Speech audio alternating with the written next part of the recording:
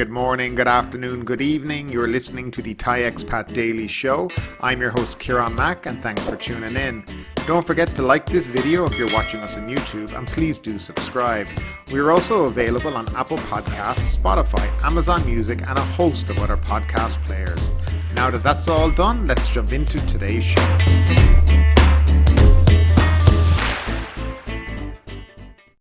And we'll start off with today's daily numbers. Thailand saw 233 COVID-19 fatalities and a 19-day low of 19,014 new cases over the previous 24 hours, the Public Health Ministry reported on Sunday morning. Over the previous 24 hours, 20,672 COVID-19 patients were discharged from hospital. The Centre for COVID-19 Situation Administration said the 233 fatalities, 140 of them who were men, ranged from 7 months old to 101 years old, with an average age of 66. So as you can see, the numbers have dropped a little and it looks like there is a little bit of a downward curve. We've also had more people being discharged from hospital than were admitted, which is a good sign. And now our first story of the day. Red tape, slow jab rollout delay Pattaya reopening. Pattaya City seems unlikely to reopen to tourism on September 1 as planned, with local businesses blaming the delay on red tape and a sluggish COVID-19 vaccine rollout. Bunanon Patsanasin, president of the Pattaya Business and Tourism Association, PBTA, on Saturday admitted the reopening is likely to be postponed. A special committee will have to consider the reopening plan submitted by the PBTA, a process required before the plan can be sent to the Tourism Authority of Thailand and the Centre for COVID-19 Situation Administration Subcommittee for approval, he said. The committee will comprise of various sides including Chonburi's Provincial Administration Organisation and Provincial Tourism Authorities, he said. Pattaya City, one of the 10 most popular tourist spots which the government aims to reopen first, is in Chonburi, one of the areas worst hit by the current outbreak, he said. An associated plan to get at least 70% of the people in Pattaya vaccinated against COVID-19 before the September 19 reopening also appears unlikely to be accomplished, he said. Mr. Bunanan said he had no idea when the mass vaccination plan might be achieved. The PBTA continues working on its part of the reopening plan, including preparing sealed tourism routes for visitors. Santaya Kunplum, mayor of Pattaya City, said the city has ramped up active case findings to get people infected with the virus care and treatment. Starting August 10, a total of 5,196 people have been tested for COVID-19, with 192 of them testing positive, he said. Now, I don't think this has come as any major surprise to anyone. Vaccines have been allocated mainly to Phuket and the central provinces such as Bangkok and surrounding areas where there has been major infections. Unfortunately, I have not been able to find one source for the actual vaccination rate of Pattaya City, which is rather strange. That suggests to me it is very, very low. Regardless of this, the model is that of a sealed route. Again, it seems that the TAT and other agencies are obsessed with this concept, and I have no idea why, as it certainly isn't a model used anywhere else in the world. The only model that will see increased tourist numbers of any substance is the model of vaccination certificate only. Thailand are running out of time to have a noteworthy high season. If the government botches this, it will spell the end of tourism in the country and will take years for a hospitality recovery because quite simply there will be nothing left. What worries me most is that there seems to be no plan other than the sealed route concept. Most honest hoteliers will tell you it's all nonsense, that you won't even cover costs. The ones that continue to say it's better than nothing are the ones blowing smoke up the government's ass, too scared to tell the truth and tell them how it is. Tourism will only return to better numbers when the country is fully reopened and this sandbox model is washed away. And now next up, police remove containers, change policy. Clashes between young people and riot police continued near Din Daeng on Saturday, even after police moved walls of containers blocking inbound Vibhavadi Road and changed their tactics for dealing with protesters there. Dozens of teens rode up Vibhavadi Road unimpeded on Saturday evening after the barrier was moved 1 kilometer away to an area near the 1st Infantry Regiment where Prime Minister Prayut Chan-o-cha, the object of the demonstrators' anger, resides. As they have for several nights, police used water cannon and rubber bullets to drive the protesters back to Din Daeng and set up a defensive line in front of the Veterans General Hospital. Earlier in the day, National Police Chief Suat said the force's policy for handling protesters at several locations would be changed, especially in Din Daeng and the adjacent Victory Monument area. From now on, he said, police have been told not to enter residential properties, communities or small sois and to focus on maintaining order on main roads and preventing arson. The stacks of used containers put to block access to Vibhavadi Road, seen by some as a red flag that simply incited protesters further, will also be removed, he said. "We are not defending anyone, we're just protecting public properties," said the Police General Suat. The police chief also vowed to investigate incidents in which police were captured on camera shooting a young man on a motorcycle at close range and spraying rubber bullets on the ground floor of a Din Daeng flat. He urged empathy for police on duty who have been working under pressure, saying that different kinds of weapons have been used by the teens. "We already talked to the parents of these young people and found most of them are not living in the area and come from Greater Bangkok," he said. The announced changes came as residents of the Din Daeng Flats complex said they would submit a letter on Tuesday to the National Police Office and the Prime Minister's Office in protest against the handling of the situation and the way it has affected their lives. At least 1,000 names of affected people were included in the letter. Prasong Hamsanan, a member of the complex's committee, told reporters on Saturday that people living in blocks 1 to 4 had been affected by the nightly clashes. Rubber bullets were shot into their rooms. Some who were outside were also hit by the bullets, although they were not protesters, he said. "It can be said we Din Daeng people have been dining amid tear gas every day now." He added that the barrier should be moved to the 1st Infantry Regiment. "Putting the barrier here invites protesters to come here. Moving it elsewhere will also enable elderly people at the flats to go to the hospital across the road," he noted. For 7 nights in a row, clashes between riot police and young people took place in Din Daeng. They have involved the use of fireworks, catapults, marbles, projectiles and laser beams by the protesters, and rubber bullets, water cannon and tear gas by the police. Dozens of people have been injured during the clashes. While both sides deny the use of live rounds, at least 3 teenagers have been shot and one of them is still in a coma. One policeman was hit in the leg by a projectile that might have been a live round. Apart from traffic congestion, residents in the area also complained about cases of hot pursuit, where police reportedly fired rubber bullets indiscriminately into nearby flats where the protesters had fled to. Some passers-by were also hit. A doctor complained that the clashes were also posing a danger to patients and health workers in nearby hospitals. The leader of the anti-government protest group, who have staged several rallies to protest against the government's mishandling of the coronavirus pandemic, have urged people not to resort to violence and not to provoke the police, as they are not the real enemy. But while the mainstream protest groups tend to be middle class, media savvy and well educated, those who have been gathering near Din Daeng tend to be working class youths who are angry about the state of the economy and their lives in general. Now, I can tell you, based on the videos that I played at the beginning of this story, that some of the police's action has been truly appalling and shameful. The first video I showed of the motorcyclist passing by and the police officer opening fire at point blank range is just unacceptable.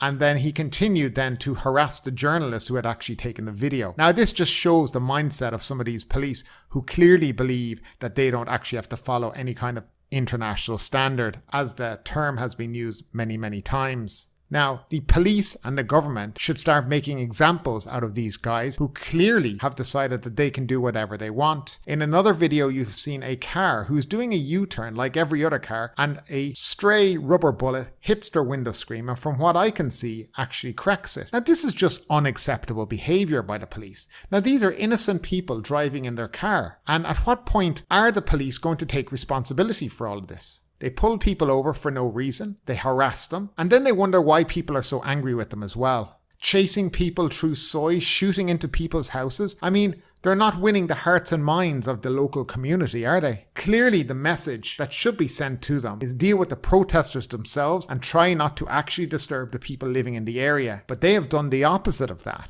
They have decided that instead of engaging with the general population in the area, they mean literally engage by taking them on with rubber bullets and tear gas. I mean, imagine sitting in your house and tear gas comes flying in because some rogue cop thinks he can just fire wherever he wants. I had to laugh a few days ago of a video where the police put out of them showing how they fire tear gas at a 90-degree angle up into the air. 30 minutes later, a Thai netizen had posted a picture of the police shooting the tear gas directly into a crowd. So it just shows you how little either the police know or how stupid they think the public are that they wouldn't know this kind of picture and videos exist out there. My hope is that the violence stops from both sides, the police as well as the protesters, because you can peacefully protest and make your point. But it seems that there is a small minority, and as they say, working class gentlemen, maybe who have nothing better to do with their time because they don't have any jobs right now. No money, no nothing. And are just angry teenagers who want something better for themselves. Of course, if school was open, they probably might have somewhere to go, but of course the schools are all shut. So there's another side to it as well. But anyway, I'd love to know what you think about all this. Have you seen those videos I've just shown? What do you think should happen to this copper who's on the road shooting people point blank range? I'd love to hear your comments down below, as usual. And next, party raided on Koh Samui 24 held. 13 Thais and 11 foreigners were arrested in a police raid on a hilltop villa on Koh Samui where a party was held in violation of COVID-19 restrictions. A combined team of local police, tourist police, immigration officers and local officials inspected Lamborghini Villa, a resort hotel on Khao Plai Lem in front of the Samui airport in Tambon Boput at around 10:30 p.m. on Friday. The team was led by Police Colonel Wan Chai, Chief of Crime Suppression at Boput Police Station, found many cars and motorcycles parked in front of the venue. The team found 24 people drinking on the cellar, which was decorated as a pub. There were 11 foreigners, 10 of whom were men, and 13 Thais, 3 of whom were men. 89 bottles of beer, whiskey, and wine and 2 bills of alcoholic drinks were seized. All were detained on charges of violating the Executive Decree and the Communicable Disease Control Act. During the search, police seized small amounts of illicit drugs from 2 foreigners. A Filipina had a pack of 0.67 grams of cocaine in her possession, while a Frenchman possessed 0.9 grams of cocaine. The pair faced an additional drug charge for having Category 2 drugs in their possession. A criminal record showed that Shaido Tinawanut, 30, who was among the 13 Thais caught, was among one on an arrest warrant issued by Taling Chan Criminal Court on April 8th this year for colluding in fraud and putting false information into the computer system. All were taken to Boput Police Station for legal action. Now don't forget there was also 19 arrested in Pattaya as well a few nights before. So to be clear, I do not agree with this ban on alcohol and socialising like this. I think it can still be done in moderation and under control of COVID regulations. However, to my fellow expats out there, it was only a few nights ago that a group of Thais received real jail sentences for the exact same thing. You may get off with a slap on the wrist, but at some point, some poor expat is going to be made an example of in sentencing. And my appeal to you is don't be that guy. Thai jail is not a place for anyone. Just please be careful out there and try use common sense when you go out and try to adhere to the rules because eventually they are going to end and we will all start to get our lives back together. Thai Prime Minister challenged to boxing match for premiership. An opposition lawmaker in Thailand has been slammed for challenging Prime Minister Prayut Chan-o-cha to a boxing match for the premiership. The ruling Palang Party said that Mr. Mongkolkit, leader of the Thai Civilized Party's challenge was criminal. Mr. Siri Jengjaka, chairman of the House Committee of Law and Justice, said yesterday that he was studying to determine whether Mr. Mongkolkit's challenge violated any laws. He said he may have breached a criminal law for threatening General Prayut. Even more, Mr. Mongkolkit has posted some content that can be considered as defaming the Prime Minister, he said. A probe into whether Mr. Mongkolkit breached ethics will also be requested, he said. If he was found unlawful, he could lose his MP status, Mr. Siri said. Mr. Mongkolkit on Tuesday posted a Facebook message that said, "For the sake of a bloodless way out, I would represent the country to challenge the premiership to a boxing match." He said if he lost, he would resign as an MP, but General Prayut would also have to step down as Prime Minister if he was defeated. The MP proposed that the boxing match of 3 rounds at Lumpini Stadium, which would be bare-knuckle, and that he would only use his right arm and 2 legs, while General Prayut, who was much older, could use both of his hands and legs. General Prayut would be given 10 days to accept, Mr. Mongkolkit said, adding that if the Prime Minister rejected, he should resign as he would be considered a coward. Mr. Mongkolkit told the Bangkok Post yesterday that the country is currently in a mess due to COVID-19 outbreaks and persistent protests, but General Prayut ignores the people's voices. As a result, he said, his kickboxing challenge for the premiership is a solution to maintain peace and order and prevent bloodshed. He said the challenge does not violate ethical codes because it involves a sport. Chanasak Atawang, an advisor to General Prayut, said Mr. Mongkolkit was not fit to serve as an MP. "It's like he is thoughtless and insecure," Mr. Chanasak said. "I don't understand how he became an MP. He seems just to be lucky this time." Well, I think a boxing match live on TV would have 60 million Thais on TV watching it, cheering on the MP. Now, as for the part about the advisor to the general saying that Mr. Mongkolkit was not fit to serve in office, I would say that many people would also claim that Prayut, the Prime Minister, is also not fit to serve. But unlike the Prime Minister, Mr. Mongkolkit has been elected by people through the election process. Whereas the general, the Prime Minister, was never elected by one single member of the public. Rather, he was elected by a group of generals in a Senate. So I wonder who actually has the legitimate voice. Is it the general who has never won an election? Or is it the MP who was elected by his constituents? It's funny how they forget how he was chosen, and as if the people had a choice when it came to the Prime Minister. I mean, he did take over via a coup by the gun, and generally leaders who take over by the gun are not actually great leaders. They just turn out to be what we all think, dictators. But I want to know what you think. Who would you be rooting for? Prayut, the Prime Minister, or Mr. Mongkolkit, the MP from the Thai Civilized Party, I might add? I'd love to know your thoughts on the big boxing match. Leave your comments down below in the comment section.